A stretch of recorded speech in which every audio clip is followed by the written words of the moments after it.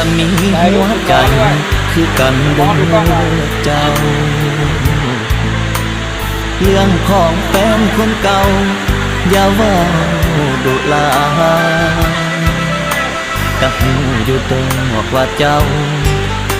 ยังลืมเขานั้นบ่ได้ก็อยากให้คิดเห็นใจแฟนไม่เจ้าแต่เวลาอ้ายนี่ก็คือว่าดีน้ำเจ้าทุกอย่างก็หวังสิลดสิลาอดีตเขาที่ผ่านมาแต่ปืนดวงเก่าบ่เป่ากะลุกมันถือคือคำเขาว่าสิให้อายตายพุ่นว่า